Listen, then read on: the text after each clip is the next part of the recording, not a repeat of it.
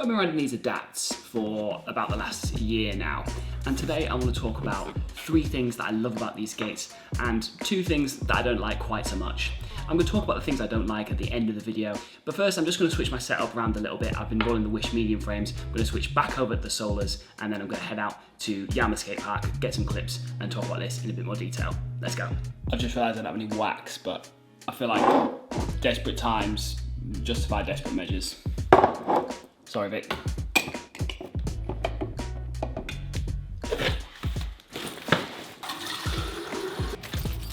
Okay, I think we are good to go. I like the Wish medium frames, but does anyone else find that they're really hard to topside in? So I'm now walking down to the local. I'm hoping the skate park's not going to be too busy. I'm going to set myself a challenge to film it anyway. So it's not looking too bad actually. I don't think there's anyone there, so let's get into it.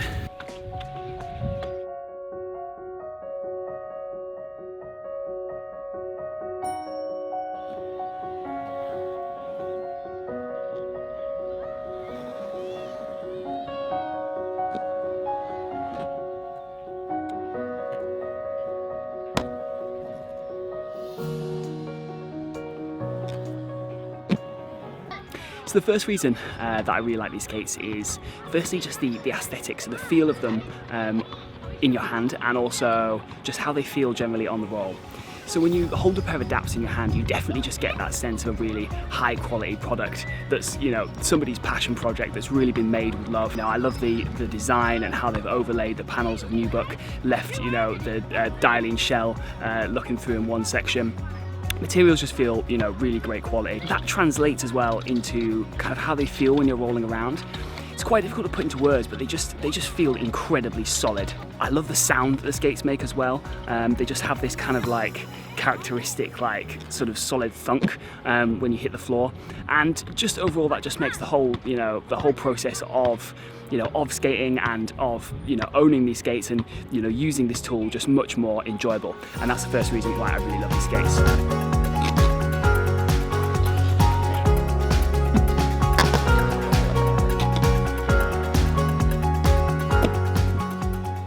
The second reason I love these skates is the liners, and in this skate it's an integrated liner. They use a really nice kind of air mesh and a really nice foam, really nice sort of dense supportive foam. It's just incredibly comfortable. Your feet don't overheat because it's quite nice and thin, and as well for me this is definitely the most comfortable pair of skates I've owned, because I contact adapt and they're able to make the shell wider for me than the standard one, as I've just got particularly wide feet. So this is definitely the most comfortable pair of skates I own. I'd say that these are definitely on par with the comfort of Salmon skates, and they are the second most comfortable skate that I've ever ridden. So that is reason number 2 why I love these skates.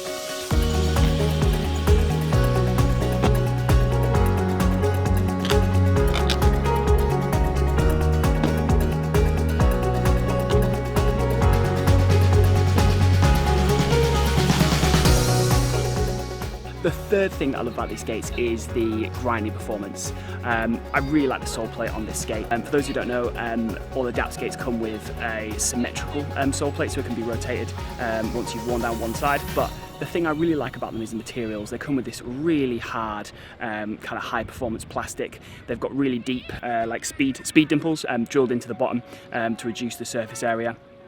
And they slide really well, they feel really solid, and yeah, it's a really nice grinding performance, really well wearing, and yeah, that's the third thing I really like about adapt skates. So I just want to talk about 2 things that I don't like quite so much about this skate. The first of which is the way that the skin wears, and I think that this is a problem that they may have resolved with the 2021 line of adapts. There are some areas of the Nubuck where it's stitched together, which were just prone to kind of coming away ever so slightly. So that was a little bit frustrating, but again, I'm not expecting this skate to wear in the same way that like a plastic shell would. You know, you have to expect some rips and tears are going to appear at some stage, but I think that maybe it could do a little bit of kind of more, you know, reinforcement just to prevent it from happening quite so easily. But the workaround is that I just put some super glue on the areas, you know, that were coming off, and that solved the problem for me.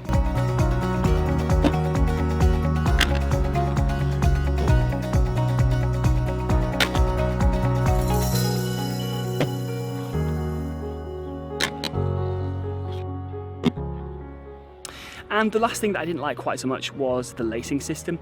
For me, I just found that using a really long lace to kind of lace it from the toe right up to the cuff, I just didn't find that the lace could keep the tension well enough, and I just found that they kind of slacken off throughout the session, which was a little bit frustrating. But an easy workaround for that is I just cut the laces down slightly and use the separate section of lace just around the cuff, which solves the problem, keeps the tension really nicely. I would definitely recommend them if you're looking for something that is lightweight and high performance, and something unique that you can customize. I think the two problems that I've outlined, are only minor ones, things that can easily be solved, and definitely I wouldn't hesitate to recommend these skates if you think there's something that will be suitable for what you need.